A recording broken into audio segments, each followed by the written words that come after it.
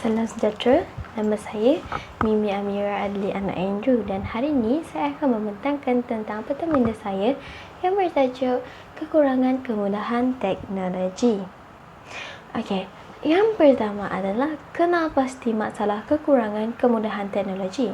Semasa pandemik COVID-19 yang melanda Malaysia telah memberi impak kepada pendidikan di mana pembelajaran terpaksa ditangguhkan dan sekolah terpaksa ditutup kerana perintah kawalan pergerakan.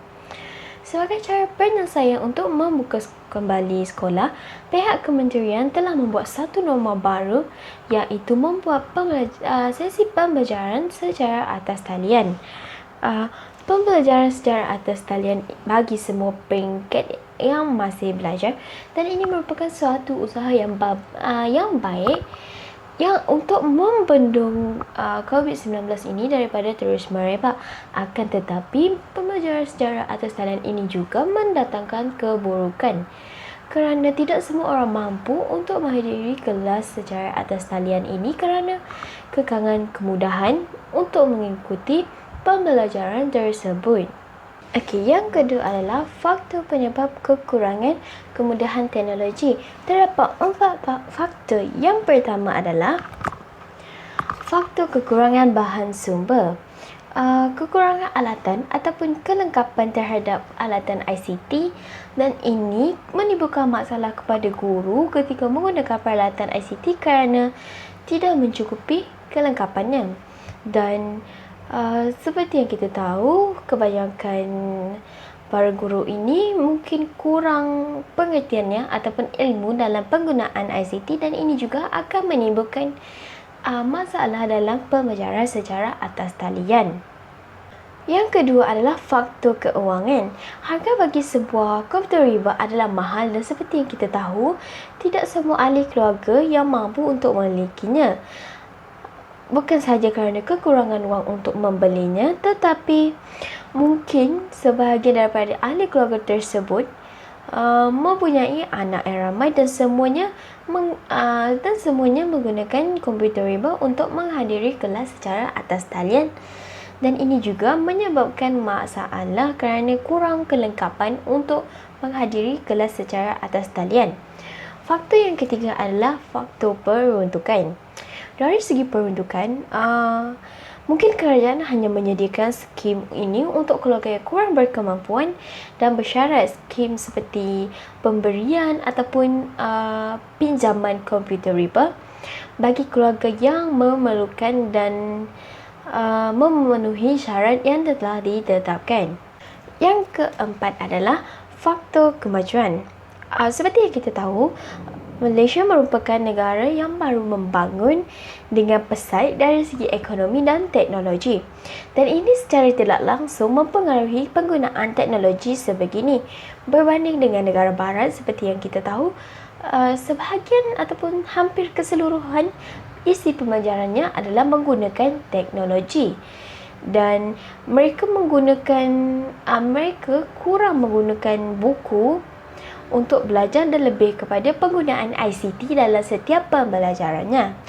Yang ketiga adalah aras pemikiran yang boleh digunakan, iaitu taksonomi Bloom, iaitu aras tinggi yang merangkumi analisis, sintesis dan penilaian. Taksonomi ini merupakan kajian tentang prinsip, peraturan dan amalan dalam pengelasan organisma berdasarkan persamaan dan perbezaan sifat organisma itu. Dalam bidang pendidikan pula, taksonomi ini merupakan satu model yang digunakan untuk menganalisis bidang-bidang pendidikan.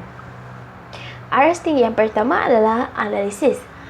Analisis ini akan memecahkan sesuatu perkara kepada unsur-unsur kecil dan memperlihatkan pertalian antara unsur-unsur dan aras ini juga menekankan keupayaan sesuatu masalah dalam mengenal pasti unsur-unsur dan struktur permasalahan tersebut. Yang kedua adalah sintesis. Sintesis pula merupakan penilaian keupayaan seseorang itu untuk menghubungkan sesuatu struktur yang lebih jelas, komunikasi yang lebih jelas. Mengkategorikan soalan bagi arah sintesis ini adalah penghasilan satu komunikasi unik, iaitu pembinaan suatu komunikasi di mana individu cuba menyampaikan suatu idea, perasaan atau pengalaman kepada individu lain. Yang ketiga adalah penilaian. Penilaian ini pula akan menguji keupayaan untuk menilai sesuatu perkara dan berdasarkan kriteria yang perlu diketahui dan membuat pertimbangan tentang nilai sesuatu idea tersebut dan membuat penelitian sejauh mana sesuatu bahan atau kaedah tersebut memenuhi sesebuah kriteria. Yang keempat adalah pemikiran lateral atau pemikiran vertikal yang manakah sesuai di aplikasi. Pemikiran lateral lebih sesuai di aplikasi bagi menyelesaikan masalah ini kerana cara penyelesaian masalah pemikiran lateral ini dia menggunakan daya imajinasi dan bukan menggunakan logik atau cara pemikiran yang biasa sehingga dapat menyelesaikan pelbagai pendekatan yang kelihatan luar biasa tetapi berkesan. Pemikiran ini juga menitik beratkan pelbagai jenis jawapan dan ia digunakan untuk lari daripada idea-idea yang sudah lama dan biasa digunakan. Corak pemikiran ini juga cuba untuk mencari jalan terpantas untuk menyelesaikan masalah ini. Dan pemikiran lateral ini juga pemikiran yang mengguna ataupun menjanakan idea-idea baru dan tidak menggunakan idea yang sudah lama. Dan bagi menyelesaikan masalah ini, pemikiran lateral merupakan yang paling berkesan untuk diaplikasikan untuk membendung masalah kekurangan kemudahan teknologi ini. Yang kelima adalah kaedah penyelesaian. Kaedah penyelesaian ini terdapat 4. Yang pertama adalah sekolah atau pihak atasan ataupun kerajaan memberi skim pinjaman ataupun pemberian komputer riba. Ini mendapat sebanyak 7 pro dan 1 kontra. Dan kaedah yang kedua adalah membuka sekolah kelas penjarakan sosial yang mendapat 3 pro dan 3 kontra. Dan yang ketiga adalah membuat sesi pengajaran secara hands-on ataupun latihan kerja mempunyai 3 pro dan 6 kontra. Dan yang terakhir adalah, kaedah yang terakhir adalah membuka satu pusat internet jalur lebar bagi memudahkan pembelajaran secara atas talian yang mempunyai 3 pro dan 3 kontra. Yang terakhir adalah penyelesaian yang dipilih untuk mengatasi masalah dan sebab kenapa memilih penyelesaian tersebut. Okey, penyelesaian yang dipilih adalah alternatif 1. Alternatif 1 iaitu sekolah ataupun pihak kerajaan ataupun pihak atasan memberi skim pinjaman atau pemberian komputer riba. Alternatif ini dipilih kerana mempunyai 7 pro dan 1 kontra. Alternatif ini juga apabila dilaksanakan akan mendapat banyak kebaikan kepada pelajar, bukan sahaja pelajar tersebut dapat memasuki pembelajaran secara atas talian, tetapi melalui kemudahan ini juga ataupun bantuan ini juga dapat secara tidak langsung dapat mengurangkan sedikit masalah kewangan yang dihadapi oleh ahli keluarga tersebut untuk membeli komputer riba. Dan alternatif ini juga di mana kerajaan mempunyai inisiatif untuk membantu dan mencari jalan penyelesaian kepada masalah yang melanda para pelajar. Dan alternatif ini juga dipilih sebab kerana melalui skim ataupun pemberian ataupun pinjaman komputer riba ini secara tidak langsung dapat meningkatkan lagi semangat pelajar yang ketinggalan pelajarannya semasa Perintah Kawalan Pergerakan yang dimulakan pada tahun lepas juga, ataupun bantuan ini juga dapat secara tidak langsung dapat